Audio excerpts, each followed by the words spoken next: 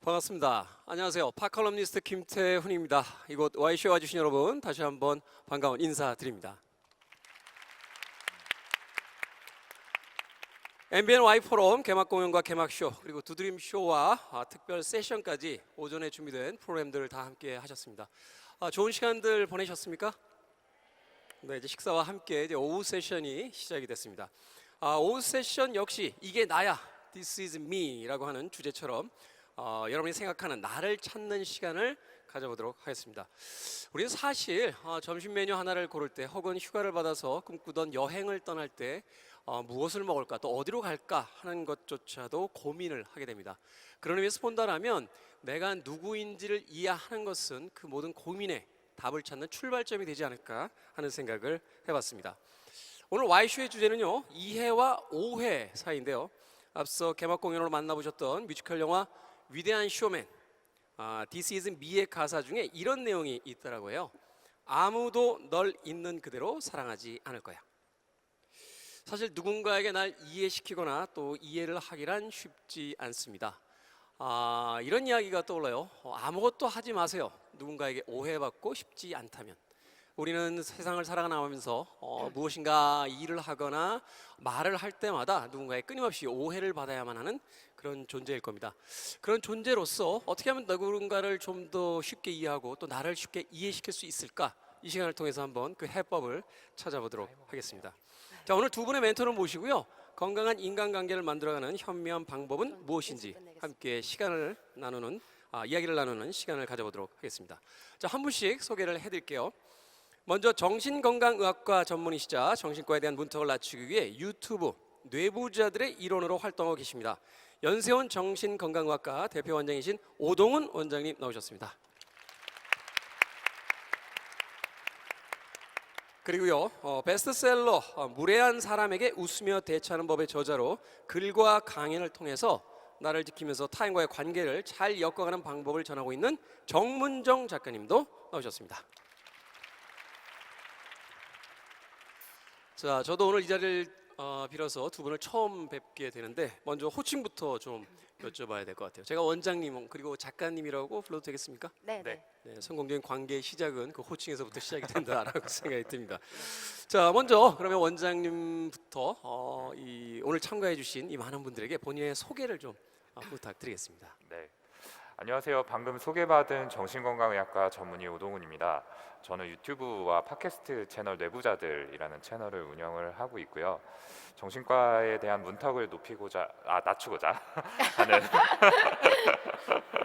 죄송합니다. 제가 오늘 엄청 긴장을 많이 했어요. 네, 그래서 문턱을 좀 낮추고자 하는 바람으로 2017년부터 지금까지 활동을 해오고 있습니다.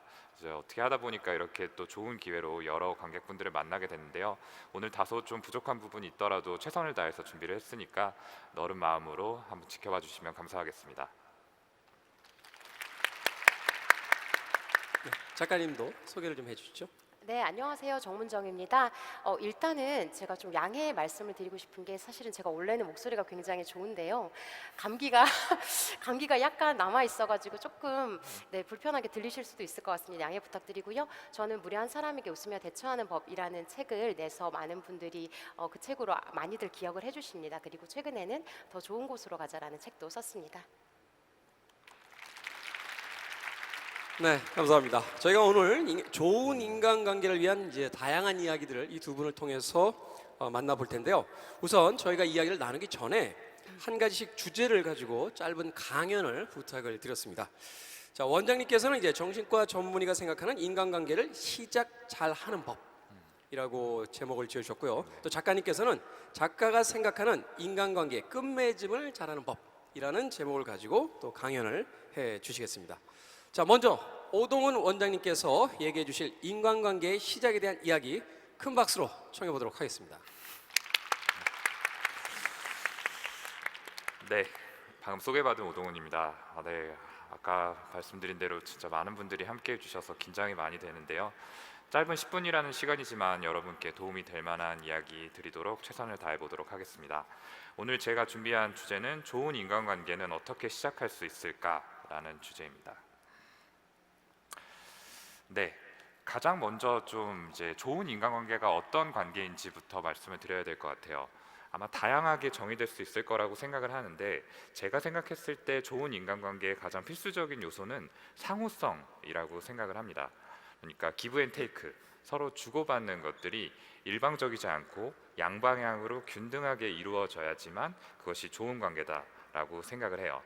네, 그걸 통해서 이제 뭔가 서로를 존중하고 타협점을 찾아갈 수 있고, 어느 한쪽이 원하는 대로 일방적인 기준에 맞추지 않고 관계들이 진행이 되어야만 건강한 관계가 오랫동안 지속될 수 있다라고 생각을 합니다. 네, 그렇다면 좋은 인간관계는 어떻게 시작을 해야 될까요? 우리가 이제 보통 인간관계를 요리에 많이 빗대서 이야기를 하곤 하는데요. 좋은 요리를 하기 위해서는 신선하고 좋은 재료가 필요한 것처럼 인간관계에 있어서도 좋은 재료가 필요합니다. 그렇다면 인간관계의 재료는 뭘까요?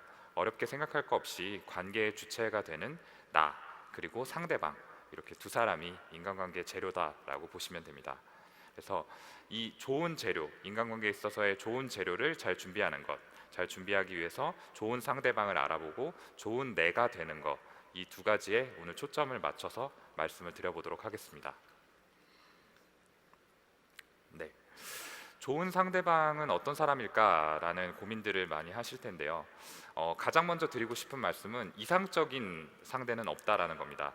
우리가 좋은 상대방은 어떤 상대일까요? 라고 이야기를 던졌을 때 배려심이 많고 이해심도 많고 거기다가 나한테 어떤 어필할 수 있는 매력을 지닌 사람이다 라고 생각을 하시기 쉬운데, 사실 생각해보면 그런 사람들은 주변에 잘 없거든요. 어떤 현실에 존재하는 상상 속의 포켓몬 같은 그런 존재일 수가 있습니다. 그래서 너무 이상적인 관계만을, 이상적인 상대만을 찾아다니다 보면은 내가 가진 관계 자체가 지나치게 협소해지는 그런 결과를 낳게 되기도 해요. 그래서 이럴 때에는 너무 이상적인 상대가 아니라 최악의 상대를 피하는 것만으로도 충분하다라는 말씀을 드려요. 사실 저를 비롯해서 여기 계신 분들도 마찬가지일 거고, 주변에 있는 사람들을 떠올려 봤을 때 모든 사람들이 다 저마다 장점이 있고 결점이 어느 정도 있는 이런 적당히 섞여 있는 사람들이 대부분입니다. 그런데 이 중에서 정말 치명적인 결점을 가진 사람들이 존재를 해요. 그래서 그런 사람들만 우리가 조금 주의해가지고 피하게 되면은 나머지는 좋은 인간관계를 이뤄낼 만한 좋은 재료로서 충분히 기능할 수 있는 좋은 사람들이다. 저는 그렇게 생각을 하고 있습니다. 네, 그래서 피해야 될 상대방이 어떤 사람이냐를 말씀을 드릴게요. 네, 정신과에서는 이 어떤 성격적인 문제로 인해서 대인관계 그리고 사회생활에 어떤 어려움을 초래하는 사람들을 인격장애, 성격장애라는 진단으로 분류를 하고 있습니다. 이 성격장애는 총 10가지가 존재를 하는데요. 이 중에서 제가 정신과 전문의로서 여러분들께 좀 피하셔라 라고 말씀을 드리는 성격은 바로 반사회성 성격 그리고 자기애성 성격입니다. 반사회성 성격 같은 경우는 다들 뉴스를 통해서 많이 들어보셨을 사이코패스, 소시오패스 이런 분들이 존재를 해요. 근데 사실 이 정도 이제 반사회성 성격이 강하신 분들은 일상생활에서 접하기란 쉽지 않습니다. 대부분 범죄를 저질러서 교도소에 가 계신 경우들도 있고요. 한눈에 어떤 문제가 있다는 걸 알아볼 수가 있죠.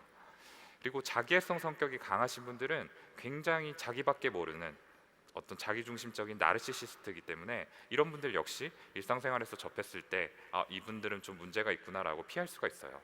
근데 우리가 조심해야 되는 거는 방금 말씀드린 반사회성 성격 그리고 자기애성 성격의 성향을 가졌으면서 색깔이 그것에 비해서는 조금 더 옅은 그런 분들을 조심해야 됩니다. 네, 그분들이 가진 특징을 제가 3가지를 적어봤어요. 반복적인 거짓말, 나는 맞고 너는 틀리다, 그리고 자신과의 관계 안에 상대를 가두려는 경향을 가지는 분들입니다. 먼저 반복적인 거짓말을 하는 경우, 이런 분들은 어떤 자신의 이득을 위해서 그리고 상대방을 자기가 원하는 대로 움직이기 위해서 너무 사소한 거짓말들을 많이 하는 경우들이 많이 있습니다. 그래서 너무 관계 초반부터 별거 아니지만 거짓말 너무 많이 하는데 라고 한다면은 이런 분들은 조금 조심할 필요가 있어요. 그리고 나는 맞고 너는 틀리다, 일종의 내로남불식의 태도를 가지시는 분들인데요. 그러니까 어떤 잘못을 지적했을 때 이것들을 정당한 비판임에도 불구하고 받아들이지 못하고 계속 같은 잘못을 반복하는 분들이 계십니다. 그리고 반대로 상대의 잘못에 대해서는 지나치게 엄격하게 작은 것도 넘기지 못하고 쉽게 지적을 하는 그런 분들이 계세요. 그런 분들 역시 이런 성향을 가졌을 가능성이 높습니다. 그리고 마지막으로 자신과의 관계 안에 상대를 가두려는 그런 경향을 보이는 경우, 그러니까 나랑만 있자, 나랑만 시간을 보내자라고 하는 분들이 계시죠. 네, 그리고 동시에 상대방의 어떤 주변 사람들에 대해서는 약간 험담을 하면서 약간 깎아내리려는 그런 얘기들을 하시는 분들이 계세요. 네, 이런 행동의 저변에는 상대의 어떤 인간관계를 좁혀서 이 사람을 나에게 종속시키고자 하는 그런 마음이 숨겨져 있는 경우들이 많습니다. 그래서 여기 적혀 있는 세 가지 특징들을 가지신 분들에 대해서 좀 기억하시고, 안타깝지만 이런 분들을 만났을 때 이런 특성들이 관계 초반부터 드러난다라고 한다면은 이런 분들은 인간관계에 좋은 재료가 되기는 어렵다라고 생각을 하시고 거리를 두시는 쪽을 조금 더 권유를 드리겠습니다. 네, 두 번째로 좋은 나는 어떻게 될 수 있을까인데요. 여기에서는 두 가지 키워드를 말씀을 드리려고 해요. 사람마다 성향도 다르고 성격도 다르고 가진 매력도 다르지만 두 가지 키워드만 기억을 하면은 인간관계에서 환영받는 좋은 재료로서 여러분들이 되실 수 있을 거다라고 생각을 합니다. 첫 번째 키워드는 바로 들어라입니다. 상대방의 이야기를 듣는 거죠. 제가 개인적으로 인간관계에 대한 책을 추천해달라고 하면은 항상 추천하는 책이 데일 카네기가 쓴 인간관계론인데요. 이 인간관계론이라는 책의 초입 부분에 이런 대목이 나옵니다. 사람들은 저마다 자기 이야기를 하는 것을 좋아하지만 막상 그런 기회를 잘 갖지 못한다라는 대목이 나와요. 근데 진료실에 있다 보면은 정말 그런 이야기들이 실감이 많이 나거든요. 그러니까 자기 얘기를 너무너무 많이 하고 싶은데 또 속으로 쌓아놓은 감정들에 대해서 이야기해서 풀고 싶은데 그런 것들이 잘 되지 않다 보니까 마음의 병을 얻어서 결국에 병원까지 찾게 되는 케이스들이 정말 많습니다. 그래서 사실은 이런 분들에게는 제가 특별한 뭔가의 조치 없이 이야기만 들어드리는 것만으로도 상당 부분 호전이 되기도 해요. 그러니까 정신과 의사라고 해가지고 뭔가 대단한 깨우침을 주거나 너무 달변이거나 이런 부분이 아니라 상대방의 이야기를 잘 들어주는 그런 스킬을 가진 그런 사람이다라고 생각을 해주시면 되겠습니다. 네, 역으로 방금 드린 말씀을 좀 생각을 되짚어 보면은 결국엔 사람들이 마음의 병을 얻을 정도로 자신의 이야기를 많이 하고 싶어하고 반면에 그런 기회가 없다라는 거죠. 그래서 여러분들께서 누군가 만났을 때 이 사람의 이야기를 잘 듣겠다라는 마음가짐만 가져도 상대로부터 분명히 환영받으실 거고 어떤 좋은 관계를 위한 시작점이 되지 않을까라고 생각을 합니다. 자, 그렇다면은 그냥 듣기만 하면 되느냐 하면 그건 아니에요. 사실 건성으로 이야기를 듣는다는 건 누구나 다 할 수 있잖아요. 그러니까 이야기를 들을 때 뭔가 내가 잘 듣고 있다는 것을 알려주기 위해서 가끔 고개도 끄덕이고 뭔가 추임새도 넣고 공감의 멘트들도 해주고 이런 노력들이 필요하죠. 그리고 또 거기에 더해서 상대방의 이야기에 대해서 진심으로 관심을 갖는 호기심의 태도도 분명히 필요합니다. 근데 무엇보다 필요한 거 한 가지를 고르라면은 저는 여기 적혀 있는 것처럼 있는 그대로 인정하라라는 인정의 태도를 말하고 싶어요. 우리가 어떤 누군가가 고민을 털어놓았을 때 그 고민을 그대로 들어주는 대신에 빨리 솔루션을 좀 내주고 싶은 그런 마음들이 저마다 있거든요. 그러니까 이 이야기를 듣는 것 자체가 뭔가 이 사람이 안타까운 부분도 있고 또 나도 이야기를 들으면서 마음이 편치 않으니까 빨리 이 문제가 해결됐으면 하는 마음에 이렇게 해봐 저렇게 해봐 라는 식으로 솔루션을 제공하는 경우들이 많이 있어요. 그리고 누군가 좀 부정적인 생각이나 감정을 이야기를 할 때도 마찬가지인데 그런 감정들을 내가 받아들이는 게 힘드니까 너 왜 그런 식으로 생각해? 그냥 다른 식으로 생각해봐 라고 그냥 빠르게 그걸 좀 덮어버리려는 그런 경향이 있거든요. 물론 이런 조언들이 어떤 경우에는 도움이 되기도 하지만 사실 대부분의 경우에는 우리가 의도한 것과 다르게 역효과를 냅니다. 상대방의 입장에서는 좀처럼 이해받지 못했다라는 느낌만 받고 관계를 망치기가 쉬운 거죠. 그래서 여러분이 항상 기억했으면 하는 게 바로 상대의 감정이나 생각은 이미 그 사람의 마음속에서 생겨난 것인 만큼 우리가 억지로 바꾸려고 해서는 안 되고 있는 그대로 인정을 해야 된다라는 겁니다. 네, 그게 설사 내가 듣기에 조금 불편한 내용이고 내 가치관하고 다르다라고 하더라도 마찬가지입니다. 이거는 억지로 바꿀 수 없는 거예요. 그래서 이걸 있는 그대로 인정을 해야지만 하고 그게 바로 이야기를 들었을 때 아, 너 그랬구나 넌 그렇게 생각했구나라는 공감의 표현으로 표시가 되어야 됩니다. 이렇게 이야기를 들을 때 상대의 이야기를 있는 그대로 인정하겠다라는 태도를 꼭 기억을 하고 이야기를 들어야만 여러분께서 진정한 듣기를 하셨다라고 말씀을 드릴 수 있을 것 같아요. 네. 그래서 지금까지 좋은 상대방을 찾는 법, 그리고 좋은 나가 되는 법에 대해서 말씀을 드렸고, 좋은 나가 되는 방법에 있어서 두 가지 키워드, 상대의 이야기를 잘 들어라, 그리고 상대의 이야기를 함부로 판단하지 말고 있는 그대로 인정해라 라는 말씀을 드렸습니다. 오늘 짤막한 시간이었지만 제가 말씀드린 이 간략한 키워드들을 기억을 하고 일상생활에서 적용을 하려고 노력을 하신다면은 여기 계신 여러분들 모두 인간관계에 좋은 재료가 돼서 긍정적인 경험들을 많이 하실 수 있을 거라고 생각을 합니다. 네, 제 말씀은 여기까지였습니다. 경청해 주셔서 감사합니다. 네, 오동훈 원장님께서 인간관계 시작에 대한 이야기를 해주셨습니다. 저는 이야기를 듣다 보니까 저희 어머님 생각이 났어요. 네. 언제나 이제 어머님은 오르시고 저는 틀리고, 그리고 제가 나이가 50이 넘었는데 아직도 저에게 집착하고 계시거든요. 네. 어머니를 피해야 됩니까? 근데 진짜 부모님하고의 갈등으로 이 병원을 찾는 경우들이 굉장히 많으세요.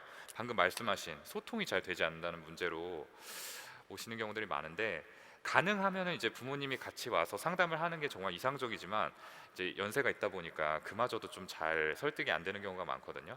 그러면은 저는 독립하시라, 네, 최대한 좀 거리를 두시라라고 말씀드립니다. 이 남녀관계의 시작을 어떻게 해야 되는지에 대한 이야기로 이렇게 한정을 지을 필요가 없다라는 생각이 들어서 드렸던 질문이에요. 말하자면 이것이 이제 기성세대나 젊은 세대라고 하는 세대론으로 봤을 때도 우리가 한 번쯤은 머릿속에다 떠올려봐야 되는 이야기가 아닌가 하는 생각이 들어서 여기 젊은 분들이 굉장히 많이 와 있는 가운데 조금 또 연세가 있으신 분들도 계신 것 같아서 슬쩍 그 농담 반, 질문 반으로 원장님께 여쭤봤습니다. 네. 결국 중요한 건 이제 나도 나지만 상대방이 어떤 사람인지를 파악하기 위해서는 시간이 필요한 것이 아닌가 하는 생각이 드네요. 맞습니다. 네, 이게 또 한두 가지 소스만으로 너무 빨리 결론을 내리다 보면은 그만큼 또 인간관계가 단절이 쉽게 돼버리고 이 사람이 어떤 사람인지 알지도 못하는 그 사이에 그냥 관계가 끝나버리는 경우들이 있기 때문에 너무 빨리 결정을 내릴 필요는 없을 것 같아요.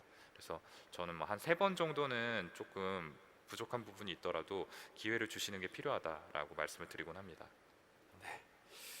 자, 오동훈 원장님께서 발표하시는 동안 정문정 작가님께서도 굉장히 관심 있게 들으셨는데 어떤 느낌 받으셨습니까?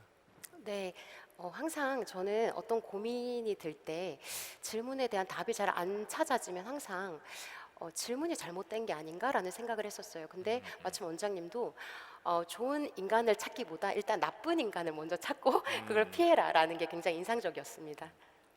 이상적인 어떤 한 명을 찾기 위한 것이 아니라 우리가 같이 살아가는 사람들 중에서 최악의 사람들만 피할 수 있다라면 네. 좋은 인간관계를 맺어나갈 수 있을 것이다 라고 이야기해 주셨습니다. 자, 그러면 이번엔 정문정 작가님의 인간관계 끝맺음을 잘하는 법이라는 제목의 강연 또 들어보도록 하겠습니다. 박수 부탁드립니다. 네.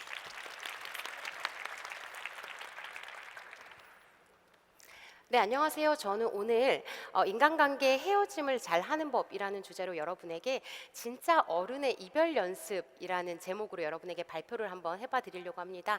그러니까 아마 궁금해하시는 분들이 있을 거예요. 어른의 이별 연습? 그렇다면 어른스럽지 않은 이별이 뭐지라는 궁금증이 드셨을 것 같습니다. 그 질문에 대한 답을 함께 찾아보도록 하겠습니다. 우리는 정말 잘 헤어졌을까? 그리고 우리가 만약에 정말 잘 헤어졌다 또는 정말 나쁘게 헤어졌다라면 우리가 정말로 어른스럽게 이별할 수 있다면 어떻게 이별할 수 있을까? 그 연습이라는 게 정말 가능할까? 라는 방법에 대해서 제가 짧게 한번 여러분에게 이야기를 해보고자 합니다. 자, 일단 저는 발표를 하기 전에 제 이름이 아까 정문정이라고 말씀을 드렸는데요. 이런 드라마가 있었죠. 우영우, 별똥별, 스위스, 기러기, 역삼역처럼 제 이름도 거꾸로 해도 정문정, 앞으로 해도 정문정인데요. 사실 제 이름보다 제 책이 더 유명합니다. 무례한 사람에게 웃으며 대처하는 법이라는 책이 50만 부를 기록하면서 많은 분들이 참 사랑을 해주셨어요. 이 책이 참 사랑을 받았고 더 좋은 곳으로 가자라는 책도 이제 아시아 2개국에 수출을 확정을 했는데요. 사실은 이 책들이 굉장히 흥행하면서 저는 조금 놀랐습니다. 왜냐하면 저는 전업 작가가 되기 전에 10년 넘게 직장 생활을 했습니다. 직장 생활을 하면서 항상 생각했어요. 왜 이렇게 인간관계가 힘들지? 물론 모두들 생각하는 거겠지만요. 근데 항상 언제나 자기의 고통이 굉장히 유독 크게 느껴지잖아요. 그래서 왜 이렇게 나만 유난히 힘들지?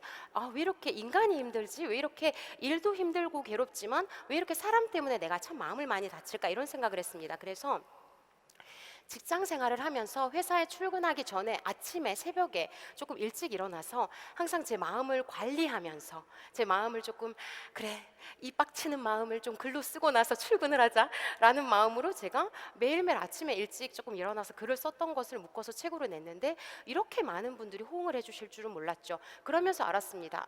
어쩌면 정말 인간관계라는 것 사람 때문에 상처받고 괴로워하고 너무너무 마음이 괴로워라고 하는 분들이 어쩌면 정말 아주 직장 생활만 하는 사람들이 아니라 어떤 소수의 조금 더 마음이 여린 사람, 조금 더 예민한 사람, 너 좀 예민하다라고 말을 듣는 사람이 아니라 어쩌면 우리 대부분의 트라우마가 아닐까? 그리고 인간관계라는 것은 그만큼 정말 너무나 어려운 것이구나 이런 생각을 하게 되었습니다. 그래서 이제 제가 이 Y쇼에서 제가 이런 요청을 받았어요. 인간관계 끝맺음을 잘하는 법에 대해서 이야기를 해주세요 라고 하셔서 제가 생각을 했습니다. 잘 끝맺어야지. 맞아, 잘 헤어져야지. 참 좋은 말이야. 그런데 말이야, 잘 헤어진다는 게 뭐야? 잘 헤어진다는 게 뭘까요, 여러분? 우리가 만약에 뭐 질병이나 사망이나 뭐 우리가 어찌할 수 없었던 이유들을 다 그냥 차지하고 그냥 우리가 정말 우리의 의지로 헤어지는 것, 연인이라든지 친구라든지 직장 동료 정도 이제 한정을 해서 한번 생각을 해보면요. 자, 우리가 정말 이별했다라고 하는 사람들을 우리의 의지로서 헤어지는 사람들이 약간 한정지어서 이해하기 쉽게 약간 연인 정도로 한정을 해서 말을 해보겠습니다. 자, 이 사진 여러분 아세요? 이 사진 어떤 사진인지 아세요? 아시죠?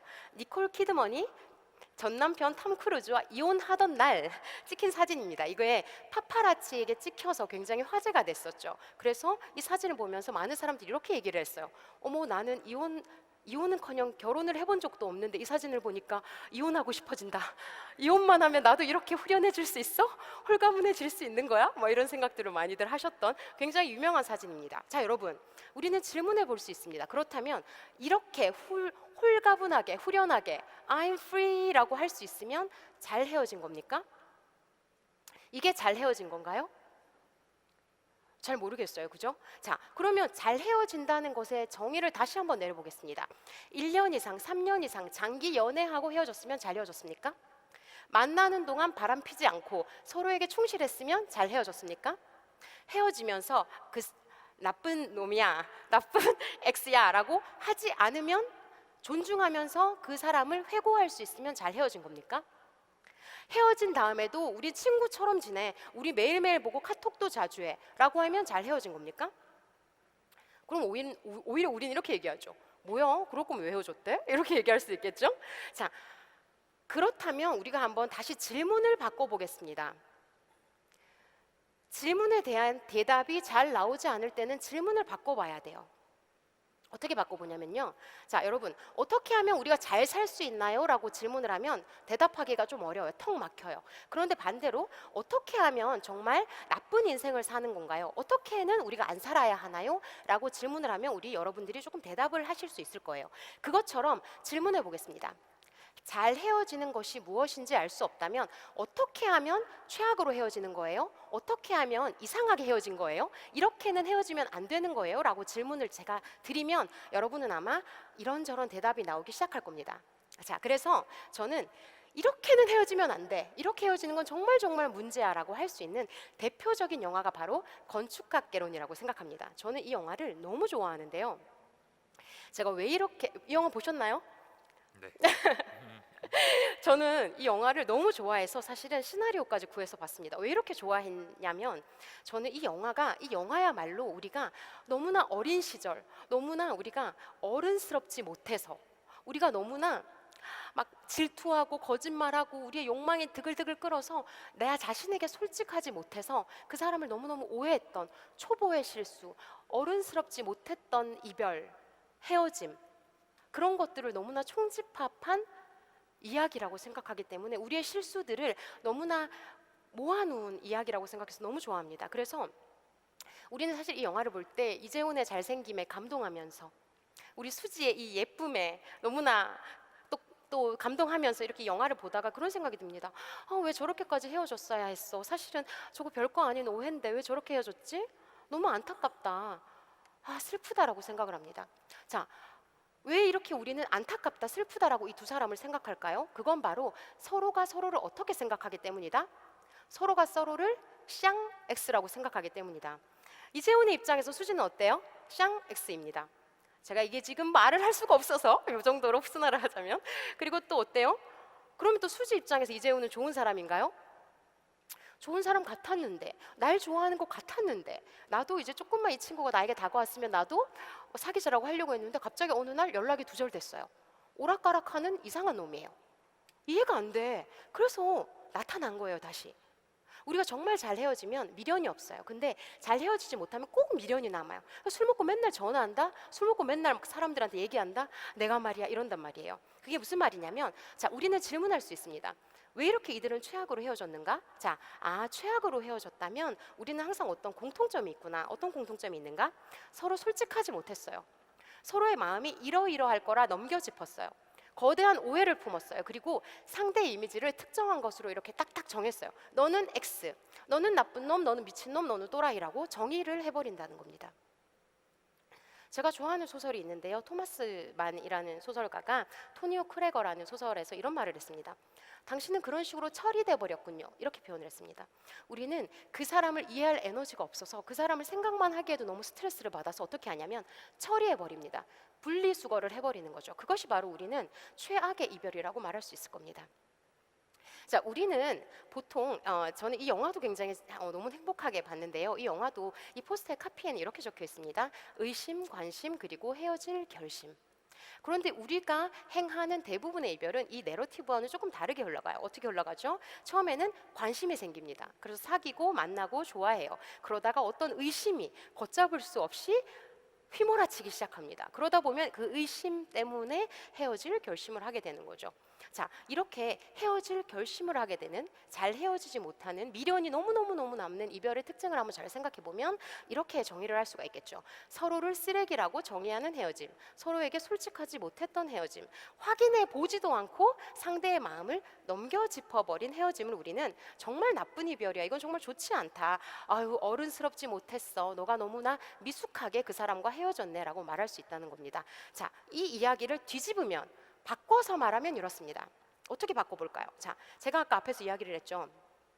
좋은 이별이 뭔지 모르겠으면 나쁜 이별을 이야기해보자. 자, 그렇다면 우리는 나쁜 이별에 대해서 이야기를 해봤기 때문에 그 반대의 좋은 이별도 한번 이야기를 해볼 수 있겠습니다. 이 말을 반대로 말하면, 상대를 쓰레기로 처리해버리지 않는 헤어짐, 서로에게 솔직했던 헤어짐, 서로의 마음을 확인했던 헤어짐이라고 할 수 있겠습니다. 자, 그러니까 우리 솔직하게 한번 말을 해보자고요. 잘 헤어졌다라는 게, 그 사람 뭐 너무너무 사랑했지만 나는 그냥 최선을 다했어. 어떤 게 잘 헤어졌는지 한번 잘 생각해 보면 결국 헤어진다는 건 인정하고 싶지 않든 인정하든 무조건 상처를 남겨요. 상처를 남기지 않고 헤어졌다는 건 거짓말이에요. 모든 헤어짐에는 다소의 미련과 다소의 아쉬움과 다소의 안타까움이 남습니다. 어떤 식으로든 아픔, 회한이 남을 수밖에 없는 것인데, 잘 헤어진다는 것은 그럼에도 불구하고 그랬지만 서로의 마음에 약간의 오해만 남기고 헤어지는 겁니다. 오해가 없을 순 없어. 그랬으면 안 헤어졌겠죠. 오해가 약간만 있는 거예요. 조금만 있는 거예요. 서로의 입장이 그래도 이해는 돼. 그래, 너도 어쩔 수 없었겠다. 그래, 내가 오해하고 있는 게 아주 많지는 않은 것 같아 라고 했다면 우리는 잘 헤어졌다라고 말할 수 있겠죠. 이것은 비단 제가 앞에서 예를 들기 위해서 연인으로 한정해 보겠다고 했지만 사실은 조금 더 확대해 보면 친구 또는 직장 동료와의 관계에서도 비슷할 것입니다.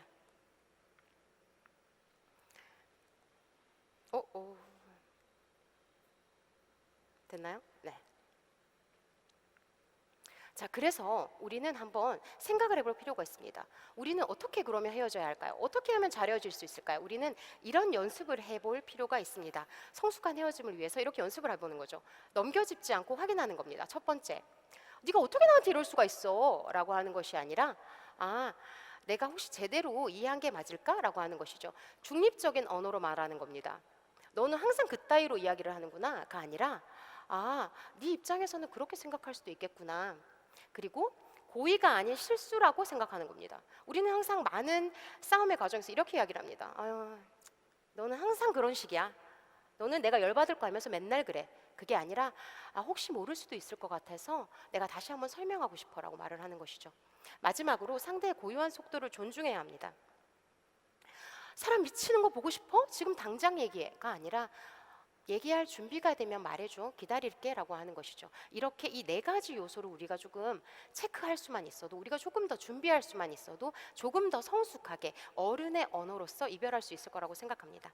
자, 너무 어렵죠. 사실은 쉬운 것처럼 들리지만, 들을 때는 쉬운 것처럼 들리지만 막상 내 삶에서 적용을 하려고 하면 쉽지가 않습니다. 하지만 여러분, 삶에서 중요한 것들은 어렵기 때문에 가치가 있는 것들입니다. 이 어렵기 때문에 가치가 있는 것들, 우리가 꾸준히 해볼 필요가 있는 것들을 여러분의 삶에서도 꾸준히 한번 적용을 해보시기 바랍니다. 말은 저도 앞에서 이렇게 했지만 저도 남편이랑 싸울 때 맨날 한 번씩 이렇게 네가 어떻게 이럴 수 있어 라는 말이 한 번씩 올라와요. 하지만 다시 한번 노력하는 것이죠. 여러분도 어른스럽게 이야기하는 법, 어른스럽게 헤어지는 법을 조금씩 각자의 삶에서 훈련해 보시기 바랍니다. 감사합니다.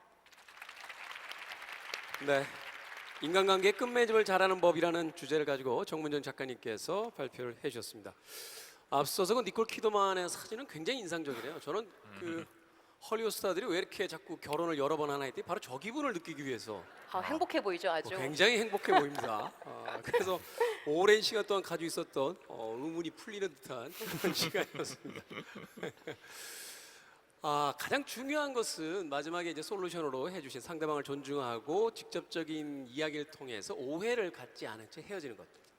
그것이야말로 잘 헤어지는 법의 어떤 기본이다라고 이야기를 해주셨는데, 저도 한번 이야기하시는 동안 제 입으로 한번 오물오물 해봤어요. 근데 사실 쉽지는 않은 것 같아요. 말은 사실은 격하게 나왔을 때 더 시원하죠. 나 미치는 거 보고 싶어? 빨리 얘기 안 해? 라고 할 때 내 마음에 오히려 더 시원한 감정은 들게 되는데, 그럼에도 불구하고 상대를 존중하는 이야기를 하기 위해서는 일단은 화를 좀 가라앉히는 더 알아야 되지 않을까 하는 생각이 듭니다. 작가님께서는 아까 남편분 이야기 잠깐 하셨는데, 네. 화가 났을 때 네. 화를 가라앉히는 개인적인 어떤 방법을 좀 가지고 계신지요? 네, 저는 노하고 있습니다. 화가 굉장히 많이 나면 제 스스로 두 가지를 저에게 물어봅니다. 내가 혹시 지금 배가 고픈가? 배가 고프면 사람이 좀 예민해져요. 괜히 작은 것도 더 크게 느껴져요. 그래서 배가 고픈가? 그리고 두 번째는 내가 혹시 지금 조금 졸린가? 조금 시간이 좀 필요한가? 그래서 저는 화가 나면 일단 좀 먹거나 아니면 한숨 자고 다음 날 이야기를 합니다. 네. 두 가지 다 결국은 시간을 조금 둔 뒤에 정리하고 이야기를 네네. 한다. 이렇게 또 이야기를 네. 해볼 수 있겠군요. 자, 원장님께서는 이 작가님의 발표도 어떻게 들으셨습니까? 굉장히 흥미로웠고요. 특히 영화 예시로 들어주니까 그게 혹시 되게 많이 와닿는 느낌이 들었습니다. 저는 헤어질 결심 굉장히 재밌게 봤는데, 헤어질 결심 속의 이별은 그러면 좋은 이별이었나? 나쁜 이별이었나? 이런 거를 좀 생각해 볼 수 있는 계기였고요. 마지막에 해주신 얘기도 인상 깊었는데, 이게 단박에 잘 되지 않아요. 이런 식의 어떤 생활에서 좀 해볼 수 있는 것들을 제시를 받아도 막상 해보려고 하면 잘 되지 않는데, 저도 마찬가지거든요. 작가님도 그렇고. 근데 그런 것들이 한 번에 잘 되지 않는다고 해서 에이 그만둬야지라고 생각하시지 말고 그냥 꾸준하게 계속 적용하려고 노력을 해보시면은 또 변화가 있지 않을까라는 생각도 들었습니다. 헤어질 결심에서 마지막 탕웨이시는 일부러 복수를 하기 위한 거니까 어디로 간다고 이야기도 하지 않은 채 사라져버리는 게 복수의 완성이었겠습니다만, 현실에서의 인간관계에서는 서로를 이해시키기 위한 그런 이야기가 필요하다라고 또 정리를 해주셨습니다. 자, 그러면 이제부터 본격적인 질문과 또 그 질문에 대한 두 분의 이야기를 통한 또 솔루션을 제공해보는 시간을 가져보도록 하겠습니다. 몇 가지 주제를 가지고 이야기를 해볼 텐데요. 첫 번째 주제는 이런 겁니다. 타인과 관계 맺기의 어려움, 실제 사례를 중심으로 라고 되어 있습니다. 자, 타인과 관계 맺기 굉장히 어렵죠. 우리는 사실은 낯선 사람을 만났을 때 어떻게 처음 인사를 건네야 하는가에서부터 사실은 고민을 시작을 하게 되는데, 자, 오동훈 원장님께서는 뭐 직접 그 내담자와 상담하시는 일이 많으실 테고, 또 정문정 작가님께서도 이제 유튜브 채널을 통해서 또 사연을 받고 또 솔루션을 제안을 해 주시니까 두 분의 현명한 대답을 좀 들어보도록 하겠습니다. 자, 타인과의 관계 맺기에 있어서 최근에 젊은 세대들이 가장 힘들어하고 있는 점이 있다면 어떤 것일까요? 먼저 원장님부터. 네, 그 참 인간관계라는 게 사실 뭐 나이에 국한하지 않고 모든 분들에게 고민인 영원한 화두가 아닐까라는 생각도 드는데요. 근데 그냥 이 젊은 세대라고 하는 20대를 생각을 해보면은 개인적으로는 굉장히 변화가 많은 시기라고 생각이 듭니다. 뭐 대학 진학도 있고요, 뭐 취업도 있고 좀 일찍 결혼하시는 분들은 또 가정을 꾸릴 수도 있는 그런 시기죠. 근데 인간관계 측면에서 좀 마찬가지인 것 같아요. 그러니까 10대까지는 사실 학교라는 어떤 정해진 틀 안에서 인간관계를 맺으면 됐었는데, 그래서 어느 정도 정해진 그 풀 안에서 나의 마음이 맞는 사람을 좀 쉽게 찾을 수가 있었는데, 20대부터는 정말 그 자기 자신의 선택에 따라서 아주 다양한 사람하고 인간관계를 맺을 수 있는 그런 기회가 생기는 것 같습니다. 그래서 이런 것들이 일견 보기에는 굉장히 좋아 보이지만 사실 많은 분들에게 좀 스트레스가 되고 있는 것 같아요. 그러니까 마트에서도 왜 우리가 물건이 너무 많으면 고르기 어렵다라고 하는 그런 연구 결과도 있지 않았나요? 그러니까 그런 것처럼 인간관계도 마찬가지로 너무 옵션이 많아 버리면은 어떤 사람과 관계를 맺어야 될지, 어떤 식으로 관계를 시작해야 될지 그런 것들을 굉장히 좀 고민들이 많이 되시는 것 같습니다. 그리고 특히 이제 지난 3년간은 뭐 너무 진부한 얘기지만 코로나 때문에 이제 비대면이 좀 일상화되면서 이전의 방식들하고 다른 형태의 관계들이 많이 좀 등장을 하게 됐고, 또 사람들과 만날 수 있는 기회 자체가 좀 최소화됐던 부분들이 있었던 것 같아요. 그래서 진료실에서도 이제 오늘 제가 말씀드린 주제였던 어떤 식으로 사람과의 관계를 뭐 시작하면 좋을지 뭐 팁을 알려달라라는 식의 얘기들을 많이 듣게 됐던 것 같습니다. 최근에 이제 코로나를 통해서 더군다나 이제 사람들 간의 어떤 관계가 인위적으로 이제 단절이 되는 그런 시대를 살다 보니까 역시나 그 인간관계를 맺기에 있어서 굉장히 어려움을 이야기하는 네. 젊은 세대들이 굉장히 많다. 작가님은 어떻게 보셨어요? 네, 네. 그러니까 질문이 지금 청년 세대들이 관계 맺기에서 어떻게 어려운가라고 질문을 주셨는데, 사실은 저는 두 가지로 나눠서 말씀을 드리고 싶어요. 첫 번째는 원래 힘들어요. 20대는. 그렇지 않아요? 사실은 저희 MC 선생님은 덜 힘드실 거예요. 왜냐하면 물론 인품이 훌륭하셔서도 있지만 나이가 들면 에너지가 없어지거든요. 그래서 보입니까? 그게 보여요? 야, 그래서 대단한데요. 덜 힘드실 겁니다. 에너지가 좀 그렇잖아요. 에너지가 조금 줄어들기 때문에 에너지를 굉장히 그러니까 아끼셔야 돼요. 그렇기 때문에 인간관계를 조금 이제 스무스하게 넘어가려고 하십니다. 그런데 20대는 원래 힘들어. 왜 힘드냐면 에너지가 넘쳐요.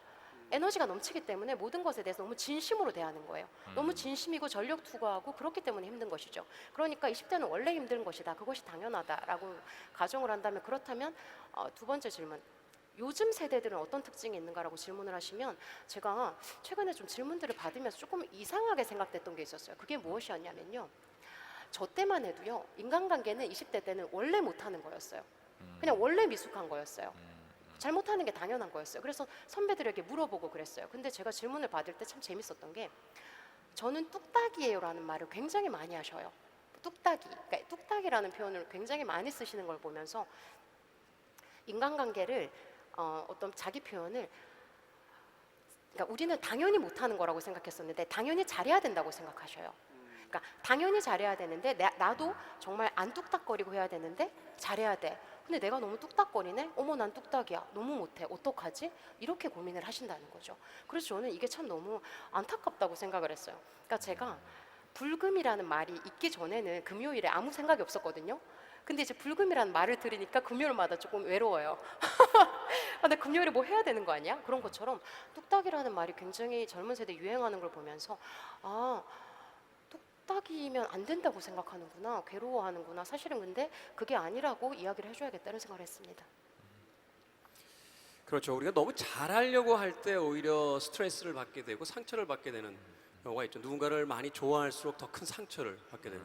앞서서 이제 저는 나이가 있어서 에너지가 없다라고 하셨는데 정확한 이야기셨던 게 뭐냐면 점점 사람에 대해서 이렇게 큰 기대를 안 하니까 사실은 관계를 맺는 횟수도 줄어들게 되고 또한 그 안에서 어떤 상처도 줄어들게 되는데 결국 그게 이상적인 건 아니란 말이에요. 아직은 이제 세상을 향해 나가야 될 젊은 세대들 입장에서는 더 많은 관계들이 필요하고 더 많은 어떤 에너지를 발산할 수 있는 그런 좋은 관계들을 만들어 나가야 되는데 거기서 너무 잘하려고 하지 마라. 처음부터 사실은 그렇죠. 우리가 다이어트를 하건 금연을 하건 첫날부터 완전 무결하게 그 계획들이 다 성공할 거라고 생각하지만 그렇지 못한 경우가 거의 대부분이고, 그렇다면 그것이 과정이라는 것을 담담히 받아들이는 것이 아주 좋은 출발점일 수 있다라고 또 이야기를 해줬습니다. 자, 그럼 두 번째 주제로 가보도록 하겠습니다. 좋은 인간관계를 위한 한마디라고 되어 있는데요. 혹시 알바임이라는 밈 두 분 들어보셨습니까? 네. 알바임. 네.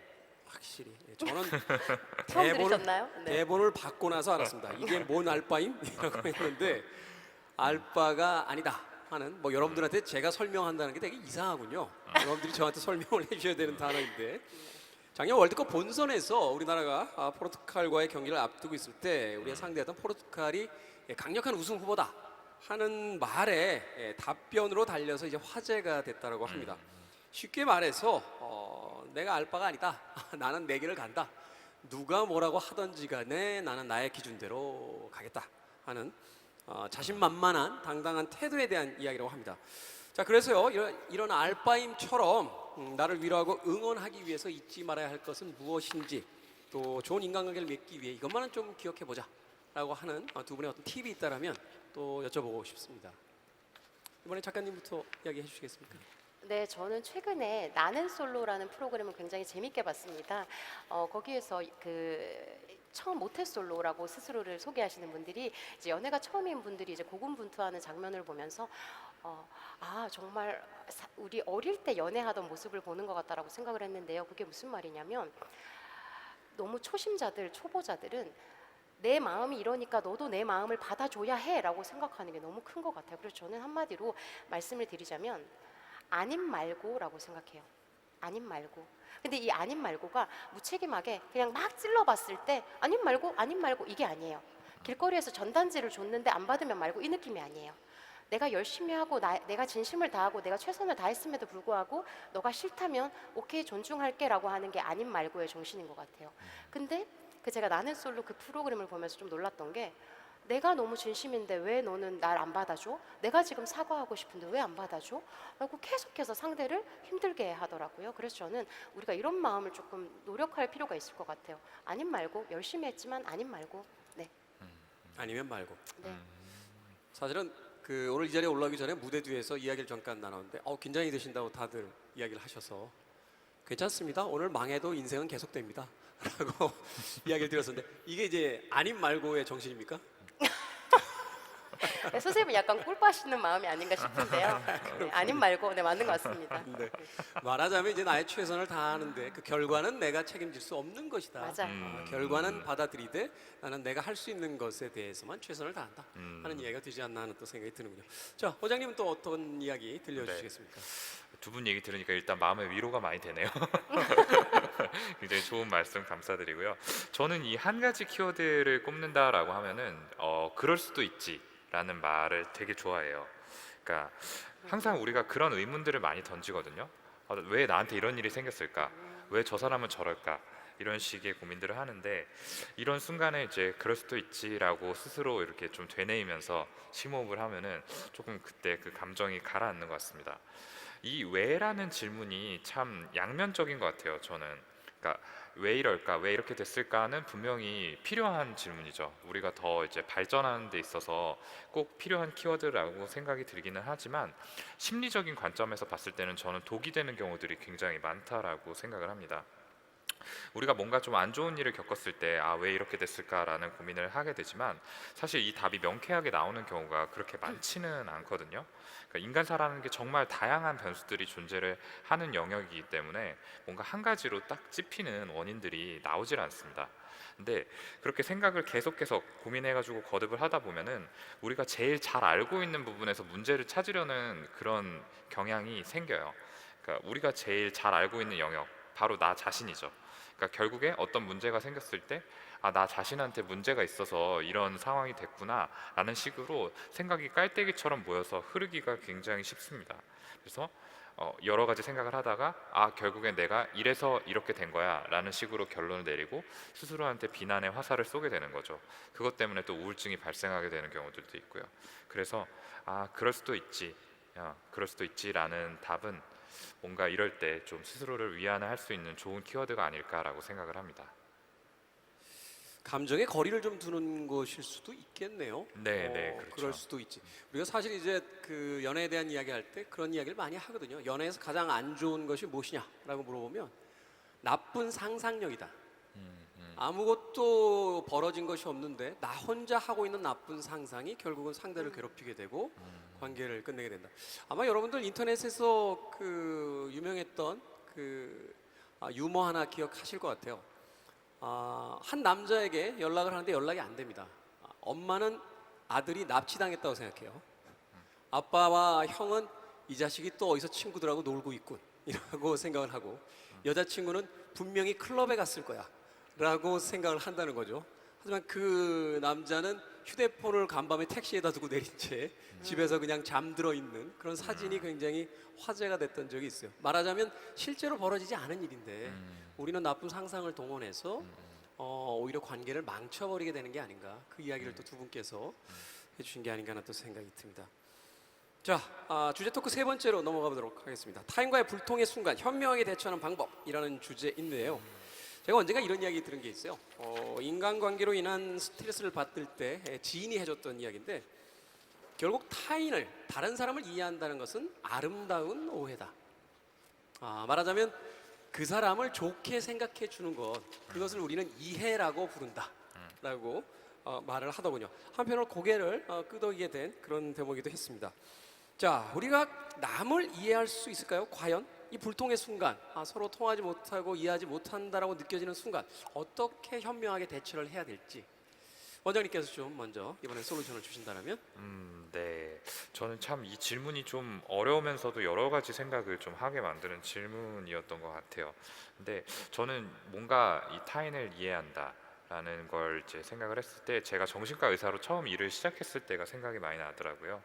처음에 일을 시작했을 때는 뭔가 그 다른 사람을 진단하는 게 굉장히 재밌었어요. 그래서 환자분들도 진단을 하지만 이제 주변에 있는 분들, 예를 들어서 뭐 김태현 선생님, 정문정 작가님도 무슨 병일 거야, 약간 이런 식으로 약간의 소스를 가지고서 이렇게 함부로 좀 판단을 많이 했었던 것 같은데, 지금 생각해 보면은 그때는 그게 다른 사람을 이해하는 나만의 방식이었지라고 생각을 했지만 굉장히 좀 오만했던 것 같다라는 생각이 많이 듭니다. 네.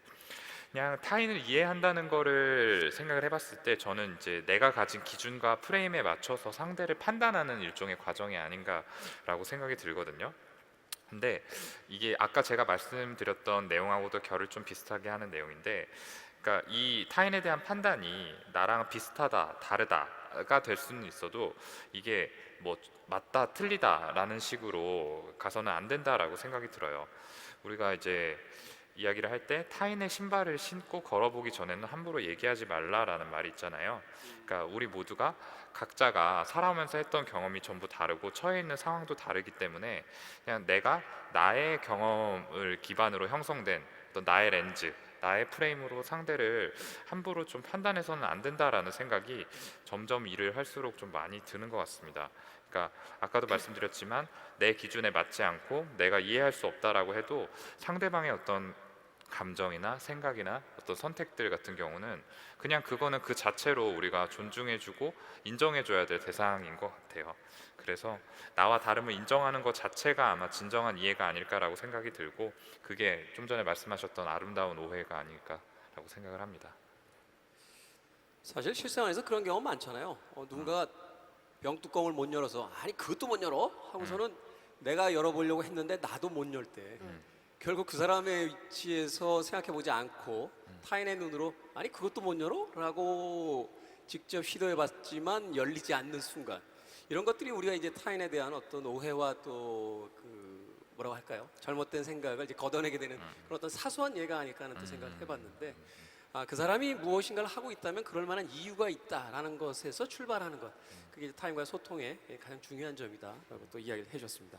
자, 작가님은 어떤 이야기를 또 던져주시겠습니까? 네, 저는 근데 요즘 좀 느끼는 게 사람들이 그러니까 어떤 불통의 순간을 굉장히 무서워한다는 느낌을 받아요. 그런데 저는 경상도 출신이어서 제가 어릴 때는 저희 아버지가 그냥 말씀하시면 그냥 그게 다였어요.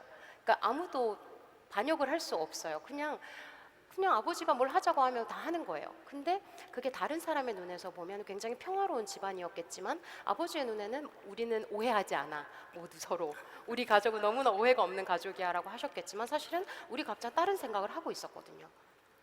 그런 것처럼 오히려 어쩌면 불통이라는 게 겉으로 보일 수 있는 것도 어쩌면 조금 더 민주화되고 조금 더 우리가 자기의 의견을 이야기할 수 있어서 그런 거거든요. 그래서 저는 회사 다닐 때 사실은 너무 괴롭다라고 생각을 할 때도 우리 회사가 그래도 좋은 회사니까 이렇게 사람들이 다들 자기 입장을 얘기할 수 있지. 어쩌면 참 우리 회사가 좋은 회사라는 어떤 의미일 거야, 반증일 거야라고 생각하면서 저에게 오는 피드백을 그렇게 이해하려고 굉장히 애를 썼던 것 같아요. 그리고 두 번째는 제가 말버릇처럼 회사 생활하면서 제가 말버릇처럼 하려고 노력했던 단어인데 그 전에는 너무 열받으면 저 X는 어떻게 저렇게 생각하지? 라고 생각을 많이 했던 것 같아요. 그런데 저 사람은 저렇게 생각하는구나 라고 약간 그냥 좀 떨어뜨려 놓는 연습을 많이 했어요. 저 사람은 저렇게 생각하는구나. 되게 재밌다. 어떻게 저렇게 생각하지? 저 사람은 저렇게 생각하는구나라고 조금 떨어뜨려 놓기 시작하니까 덜 미워지고 덜 싫어지고 조금 서로에게 약간의 그 가이드라인이 조금 생기더라고요. 여기까지는 생각하는 사람이니까 내가 여기까지는 건드리지 말자. 이렇게 생각하는 사람이니까 내가 말을 약간 돌려서 해볼까? 이런 연습을 조금 하게 되더라고요. 그런 것처럼 불통이라는 게 무조건 나쁜 것이 아니고, 그리고 내가 어떤 입장을 이해하고자 할 때 그 사람을 먼저 저 사람은 저렇게 생각하는 사람이야 라고 한번 존중을 해본 다음에 말을 하면 참 좋을 것 같아요. 그 이야기 굉장히 인상적이네요. 그러니까 최근에 젊은 세대들이 이제 소통에서 굉장히 곤란함을 겪고 이제 불통에 대한 이야기들을 많이 하게 되는 건 오히려 우리가 이야기를 자유롭게 할 수 있기 때문이다. 사실 생각해 보면 저만 해도 직장 생활을 처음 시작했을 때 무엇인가 내 의견을 말하기는 쉽지 않았거든요. 언제나 그 사장님께서는 마음껏 시켜 나는 짜장면 이라고 하면 그 밑으로는 다 짜장면에서 짬뽕만 시켜야 되는 이런 어떤 시대를 살았었는데, 이제는 자유롭게 자신의 의견을 낼 수 있기 때문에 오히려 그 과정 속에서 불통이 되지 않나, 혹은 관계에서 어떤 어려움이 생기지 않나라고 문제의식을 가질 수 있는, 오히려 한편으로 생각을 좀 바꿔본다라면 좀 더 활발한 이야기들을 나눌 수 있는 시대가 된 것 같다. 그리고 처음부터 그 이야기가 원활하게 되지는 않으니 그 네. 과정을 네. 겪고 있다고 생각하면 될 것 같다. 그리고 또 한편의 그 다양함에 대한 호기심들, 우리가 영화나 드라마를 볼 때는 항상 새로운 이야기들을 찾게 되면서 왜 사람들을 보면은 낯선 사람들을 공격하거나 혹은 못 견디게 될까? 한편에 재미있는 이야기를 듣거나 또 드라마를 보는 것처럼 낯선 사람들을 좀 포용력 있게 흥미롭게 봐주는 것도 관계에 있어서 굉장히 중요한 부분이다 라고 이야기를 해주셨습니다. 그런 의미에서 이 주제 토크 네 번째 주제가 또 연결되는 게 아닌가 하는 생각이 듭니다. 우리가 하루에 대부분의 시간을 SNS를 하며 보내고 있습니다. 뭐 어떤 통계에 따르면 우리가 일반적으로 하루에서 보내는 시간 중에 실제의 그 공간에서 사람들과 말을 나누는 것보다는 SNS에 관심을 갖는 시간이 훨씬 더 많아지고 있다라는 통계도 나오고 있는데요. 이쯤에서 이 SNS에 대한 이야기를 좀 해볼까 합니다. 두 분의 어떤 개인적인 의견일 수도 있고 또 어떤 연구 자료를 토대로 한 분석일 수도 있는데, 예전에 그 영국의 프리미어리그의 그 맨체스터 유나이티드의 아주 유명한 감독이셨죠. 알렉스 퍼거슨이라는 분이 SNS는 인생의 낭비야 하고 극히 꼰대스러운 이야기를 남기며 은퇴를 하셨습니다. 두 분은 어떻게 생각하시는지, 과연 SNS가 실제로 인간관계를 단절시키고 온라인상에서의 가상의 친구들만은 늘려가고 있는 것인지 좀 여쭤보고 싶어요. 네. 어떤 분부터 먼저 이야기를 해주시겠습니까? 작가님? 네. 네. 작가님. 서로 눈이 마주쳤어요. 네네. SNS를 많이 하기 때문에 그 자체가 뭐 문제가 된다거나 그 자체가 좋다라고 이야기는 할 수 없지만, 다만 SNS를 많이 하는 우리의 일상이 우리의 실제 삶에 어떤 영향을 미치고 있는지를 한번 이해해 볼 필요가 있다고 저는 생각합니다. 그런데 저는 사람들과 대화를 요즘 하거나 또는 어떤 사람들이 대화를 하는 어떤 상황을 보면서 조금 특이하다라고 느껴지는 지점이 있어요. 그게 무엇이냐면, 제가 어떤 책을 읽다가 너무나 깊이 공감해서 밑줄을 쳤던 대목이 있었는데, 그분도 이제 일본의 정신과 의사셨는데 이렇게 말씀을 하셨어요. 많은 이제 청년 세대들이 이야기를 나누는 그 한국으로 치면 뭐 어딜까요? 한국으로 치면 아무튼 뭐 엄청나게 성수동 이런 데서 이제 젊은 친구들이 대화하는 거를 잘 들어보고 연구를 분석을 했더니, 그 친구들의 대화 내용이 어떤 새로운 정보를 공유하는 형태가 아니라 감정의 강도만 공유하는 형태로 가고 있더라라는 것이죠. 그게 무슨 말이냐면, 어떤 새로운 이야기를 하는 게 아니에요. 나는 이렇게 생각하는데 너는 어때? 라고 이야기하는 게 아니라, 야 진짜 열받지 않냐? 말이라고 해? 진짜 짜증나지? 라는 식으로 감정의 강도만 공유하고 있다라는 사실이에요. 저는 그것이 굉장히 한국 사회에도 또는 지금 현재를 살고 있는 사람에게도 굉장히 의미 있다라고 느낀 것이, 커뮤니티 스타일의 어떤 커뮤니케이션을 계속 하다 보니까 커뮤니티라는 게 기본적으로 나와 비슷한 사람들이 모이는 거잖아요. 어떤 나이도 비슷하고 관심사도 비슷하고 연령대도 비슷하니까 나와 어떤 감정의 강도를 공유하는 사람들과 자꾸만 대화를 하는 거예요. 너무 좋지. 그거 너무 화나지? 당연하지. 어떤 토론이 아니라 어떤 대화가 아니라 서로 비슷하다고 생각하는 것을 다시 한번 확인하는 과정만을 계속해서 경험하다 보니까 실제의 삶에서 리얼 라이프에서는 근데 너무 다른 사람이 많거든요. 너무너무 다양한 사람이 많은데 다양한 사람을 보면 막 너무 놀라는 거예요. "헉, 우리 회사에 인턴이 이어폰 끼고 일해. 너무 대박 충격이지 않아?" 이렇게 되는 거예요.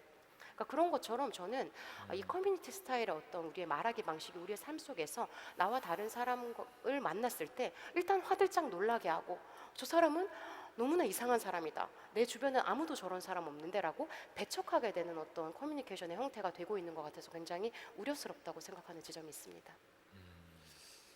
사실 이제 SNS에 좋아요 품앗이라고 하잖아요. 내가 눌렀는데 나한테 안 눌러주면 손절 이렇게 되거나 또는 어떤 젊은 세대니까 특히 더 많은 관심이 있을 겁니다. 이제 정치적인 어떤 지향점에 있어서 같은 의견을 공유하는 사람들끼리는 좋아요를 누르지만 그렇지 않은 친구들과는 또 손절 이렇게.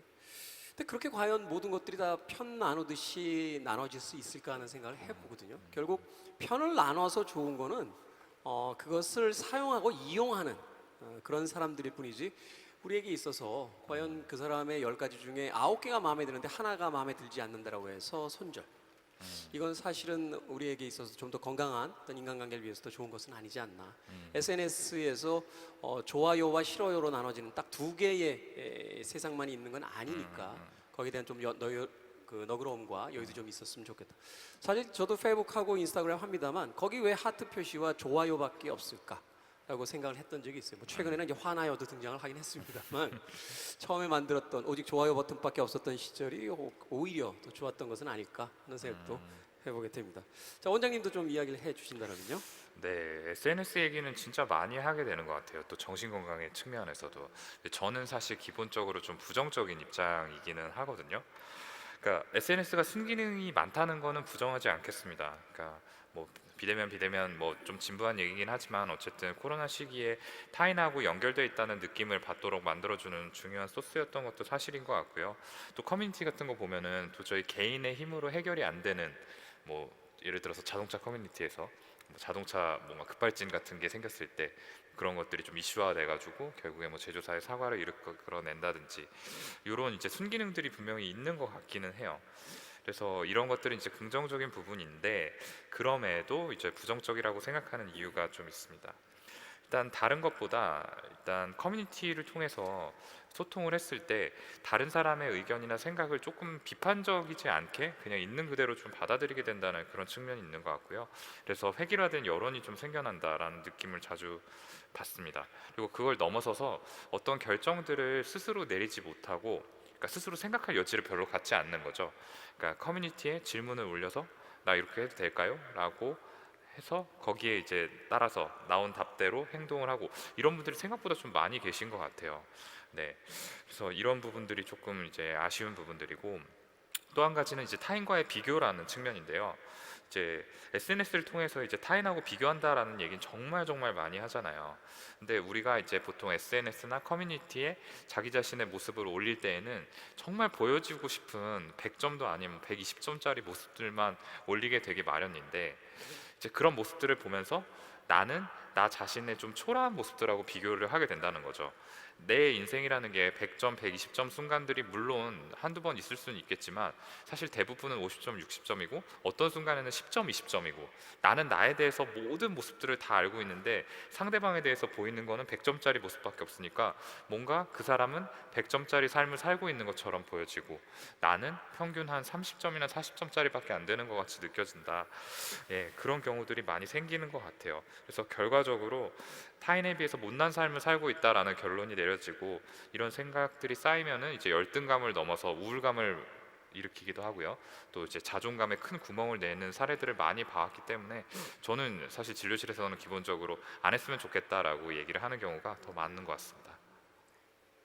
그런 이야기 하시더군요. 그 SNS는 백화점의 쇼윈도우고 검색 엔진의 검색창은 고해성사다. 그러니까 우리가 진짜 솔직한 이야기를 하는 거는 검색 엔진을 통해서 자신이 궁금해하는 것, 뭐 알고 싶은 것들을 물어보게 되고 SNS에 올릴 때는 백화점의 쇼 윈도우처럼 나의 가장 멋진 모습만 SNS만 보고 있으면 나 빼놓고 모든 사람들이 다 해외여행 중인 거로 나오잖아요. 근데 그런 분들도 사실은 몇 년에 한 번 간 기록을 그렇게 올리고 있을 뿐인데 우리는 그 안에서 이제 가끔은 진짜 삶이 아닌 다른 삶을 통해서 우울감을 갖게 된다. 뭐 그런 이야기를 해주신 것 같습니다. 자, 저희들이 주제를 가지고 질문과 대답을 들어보는 시간은 이것으로 이제 맞춰보도록 하겠고요. 저희가 Y쇼를 준비하면서 SNS를 통해서 여기서 SNS의 순기능이 나오는군요. 인간관계에 대한 고민을 물어봐 달라고 접수를 받았습니다. 500개가 넘는 고민을 보내주셨어요. 자, 두 분께 제가 드리지 못한 질문들을 여러분들께서 SNS를 통해 보내주신 질문을 통해서 몇 가지 여쭤보도록 하겠습니다. 그 첫 번째 질문에 이런 것이 있습니다. 먼저 가족, 지인, 연인, 친구와 같이 돈독한 관계에 있는 사람들과 어떻게 하면 잘 지낼 수 있는지를 많이들 물어오셨습니다. 특히나 나도 모르게 이들과 계산적인 관계가 되어가는 것 같다. 어느 틈엔가 이 사람들과 어떤 진실한 관계보다는 이해타산을 생각하는 관계가 되어가는 것 같다. 자, 예를 들어서 뭐 친구 고민 들어줬으니까 내 고민도 들어줬으면 좋겠고 또 내가 가족들에게 이만큼 해줬으니까 가족도 나한테 이만큼 해줬으면 좋겠어 하는 생각을 갖게 되는데 이런 기대 심리와 피해 의식 이게 과연 맞는 건지 이 감정이 옳은 감정이 아니라면 이것을 어떻게 하면 없앨 수 있는지 질문을 해오셨습니다. 오동원 원장님께서 먼저 답을 네. 좀 해주신다면? 일단은 저는 이런 생각과 감정이 틀리지 않았다. 충분히 들 수 있는 감정이다라는 말씀을 먼저 드리고 싶습니다. 아까도 제가 강연 때 잠깐 말씀드렸는데 관계의 기본은 기브 앤 테이크다라고 말씀드렸었잖아요. 당연히 내가 주는 게 있으면 받고 싶은 것도 당연한 거고 그런 마음들이 미성숙하다라고 치부하면서 스스로를 깎아내릴 필요는 일단 없을 것 같다라는 말씀을 먼저 드립니다. 근데 이제 한 가지 생각해 봐야 될 게 이제 내가 이렇게 타인에게 베푸는 호의 안에서 이제 어떤 감정들, 나의 어떤 생각들이 작용하고 있는지는 한번 들여다볼 필요가 있을 것 같아요. 그러니까 이게 정말 상대를 향한 순수한 애정이 차지하는 비중이 더 높은 건지 아니면은 내가 뭔가 타인한테 뭔가를 베풀었다라는 걸로부터 인정받고 싶은 심리가 좀 더 큰 건지 어느 쪽의 비중이 더 큰 건지를 한번 들여다보면 좋을 것 같고요. 또 이렇게 다른 사람을 많이 이렇게 챙기고 신경 쓰시는 분들은 약간 자기 마음이 힘들어지는데도 불구하고 그런 것들을 안고까지 이렇게 다른 사람을 챙겨주시는 경우들이 생겨요. 그래서 이런 분들께는 나 자신의 마음을 챙기는 게 최우선이다. 다른 사람 신경 써주는 것도 좋지만 그것도 내 마음이 건강해야 할 수 있다라는 말씀을 꼭 드리고 합니다. 그리고 나 자신의 어떤 힘듦을 감수해가면서 희생해가면서까지 남들을 챙기다 보면은 그만큼 더 거기에 대해서 보답을 받고 인정받고 싶은 욕심이 커질 수밖에 없어요. 그래서 어느 정도 좀 선이 필요하다라는 말씀도 덧붙이고 싶습니다. 자, 두 번째 질문 들어보도록 하겠습니다. 상대방과 비교하는 습관을 어떻게 하면 고칠 수 있는지 많은 분들이 물어오셨어요. 친구가 가방을 사고 또 차를 바꾸고 좋은 직장으로 이직하고 해외여행을 떠나면 마냥 축하만 해줄 수가 없다. 마음에 굉장히 우울감이 든다라고 이야기해 주셨는데 이번엔 정은정 작가님께서 좀 답변을 해 주신다면요. 맞아요. 근데 사실 이런 고민은 안 하는 사람이 더 없는 것 같아요. 사실은 저는 제 고민인 줄 알았어요. 선생님도 그런 고민을 하세요? 그럼요. TV 이렇게 보고 있는데 제가 사회를 봐야 될 자리에 다른 사람들이 앉아 있고 그러면 화가 나죠. 화가 납니다. 맞아요. 지금 방금 선생님이 해주신 이야기에서 저는 되게 중요한 힌트가 있다고 저는 생각을 하는데 저 자리가 내 자리였어야 하는데 이렇게 생각을 한다는 것은 무슨 말이냐면 여러분들도 친구가 어떤 것을 뭔가를 할 때 그 친구가 나랑 동급이라고 생각하기 때문에 화가 나는 거예요. 질투가 나는 거예요. 그러니까 여러분은 누가 어떤 MC가 MC를 잘 보고 있는데 저 자리가 내 자리였어야만 해 이렇게 질투하지 않잖아요, 그죠? 여러분 제가 책으로 50만 부를 팔았는데 어떻게 나도 저 책으로 저렇게 팔아야 되는데 이렇게 생각 안 하시잖아요. 근데 나랑 동급이라고 생각하는 사람이 나랑 비슷하다고 생각하는 사람이 내가 하고 싶어 하는 걸 할 때 질투가 나는 거예요. 그러니까 나랑 비슷하다고 생각하는 사람일지라도 내가 별로 하고 싶지 않은 거야 이거는. 그러면 질투가 안 나요. 예를 들어서 저랑 비슷한 친구여도 저는 이 친구가 만약에 책을 엄청 많이 팔았어요. 그럼 막 질투가 나겠죠. 나도 잘 팔아야 되는데 막 이런 생각이 되겠죠. 근데 만약에 이 친구가 뭐 아이를 뭐 낳고 뭐 이렇게 했어요. 그러면 축하한다 이렇게 정말 진심으로 축하해 이럴 거예요. 그런 것처럼 여기에서 조건은 나와 비슷하다고 생각되는 사람이거나 내가 하고 싶어 하는 걸 이미 한 사람이에요. 그러니까 이 말을 저는 단순히 질투만 하기보다 자기에 대한 에너지로 바꿀 수 있다고 생각하는데요. 아, 나는 이 친구를 질투의 대상으로 여길 정도로 이 친구랑 내가 어쨌든 비슷하다고 생각하는구나. 그럼 내가 이 친구가 하는 성취를 내가 비벼볼 수 있겠네? 그리고 두 번째는 내가 이 친구가 하는 이 행위가 굉장히 부러워 보이네, 멋있어 보이네, 나도 하고 싶네. 그렇다면 나는 어디부터 할 수 있을까? 라고 한번 단순히 나는 너무 문제야, 질투야가 아니라 이 질투가 생기는 것 자체가 내 욕망이 무언가 닿아 있기 때문에 탁 하고 이 전기가 통하는 거구나. 그러면 이 전기를 어떤 방식으로 에너지로 바꿀 수 있을까라고 고민을 해보시면 좋을 것 같습니다. 우리가 질투를 하는 이유는 질투만 하고 있어서 질투를 하게 되는 것 같아요. 누군가의 잘 되는 그 상황들, 잘 나가고 있는 모습들을 보면서 나도 저렇게 돼야지라고 동기로서 부여되는 게 아니라 그냥 질투만 계속 하고 있기 때문에 SNS에 멋진 몸을 이렇게 전시하는 친구들을 보면서 몸이 멋있네라고 하면서 정작 나는 아무것도 하지 않은 채 운동조차 하지 않은 채 내 방에 틀어박혀 있는 건 아닌가 이렇게 생각해 본다라면 질투라는 것이 나쁠 이유는 없다. 네. 그것을 통해서 내가 오늘의 어떤 습관을 바꾸고 새로운 뭔가를 추구하는 그런 동기가 된다라면 질투는 분명히 훌륭한 것이다 라고 작가님께서 정리를 해주셨습니다. 자, 두 분의 말씀 듣다 보니까 계속해서 이야기를 여쭤보고 싶습니다만 아쉽게도 이제 준비한 시간이 다 된 것 같습니다. 재밌는 건요, 두 분이 쓰신 책들의 제목만 봐도 묘하게 위로와 공감이 된다는 겁니다. 그래서 우리 스태프들이 바로 두 분을 오늘 이 자리에 섭외를 하지 않았나 하는 생각을 해봅니다. 먼저 오동훈 원장님이 공동으로 집필하신 책의 제목이 어쩐지 도망치고 싶더라니 라는 제목을 가지고 있고요. 또 정문정 작가님의 책 제목이죠. 무례한 사람에게 웃으면서 대처하는 방법. 이 책의 제목들만 봐도 우리가 어떤 삶을 살고 있고 또 어떻게 살아야 되는지에 대한 어떤 힌트는 얻을 수 있지 않을까 하는 생각이 듭니다. 그리고 정문정 작가님의 또 다른 책, 더 좋은 곳으로 가자라고 하는 책의 제목을 통해서 또 결심하고 새롭게 시작해 볼 수 있는 용기를 얻을 수 있지 않을까 하는 생각 해봤습니다. 자, 저희가요 아침부터 현장 인증 이벤트를 안내해 드렸습니다. 이 시간이 끝난 뒤에 선물을 받으실 수 있습니다. 오늘 이곳에 생생한 분위기를 담은 인증샷 해시태그와 함께 업로드해 주신 분들 두 분을 선정해서 특별한 선물을 드리기로 했는데 지금까지 온라인을 통해 많은 분들이 참여를 해 주셨어요. 그중에 어떤 분들이 행운의 주인공이 됐는지 잠시 확인을 해보고 넘어가도록 하겠습니다. 화면 띄워주세요.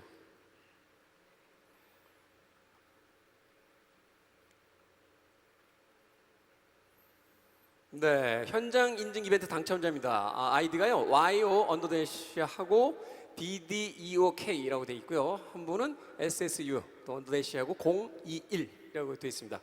두 분 축하드립니다. 이 당첨되신 주인공들께서는 2층 출입구에 있는 이벤트 데스크에 가셔서 본인의 SNS를 확인해 주시면 경품을 전해드리겠습니다.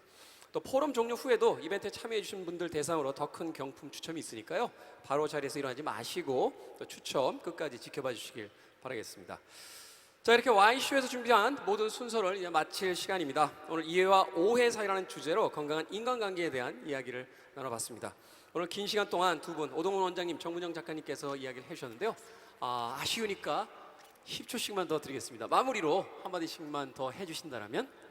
네, 오늘 긴 시간 함께 해주셔서 정말 감사하고요. 많은 분들이 끝까지 자리 뜨지 않고 함께 해주신 게 참 인상적이었습니다.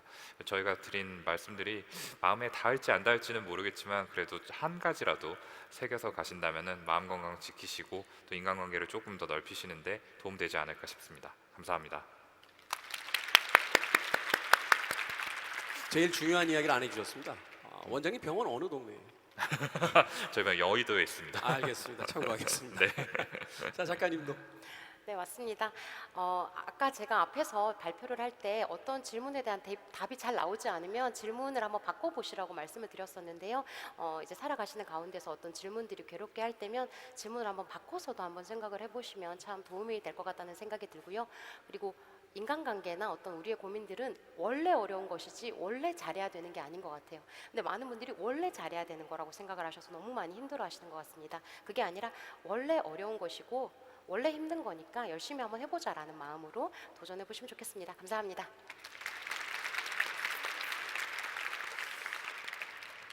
이런 말을 인용하려고 하는 거 보니까 저도 이제 옛날 사람이 다 된 것 같은데 동양의 성인이라는 공자님이 그런 말을 했다고 그래요. 70 정도 나이가 되니까 내 마음대로 살아도 별로 그렇게 나쁜 행동을 하지 않더라. 그토록 뛰어난 사람도 나이가 70이 되니까 비로소라고 이야기했습니다. 여기 계신 많은 분들은 그보다 훨씬 더 젊고 또 앞으로 많은 살날을 가지고 있습니다. 너무 작은 실패에 좌절하지 말고 더 나은 미래가 있을 거라고 믿고 인생을 충분히 즐겨보는 건 어떨까 하는 생각 들었습니다. 자, 마치겠습니다. 지금까지 저는 팟컬럼니스트 김태훈이었고요. MBN Y포럼 2023 Y쇼 마칩니다. 2024에서 다시 만나 뵙기를 기대합니다. 고맙습니다.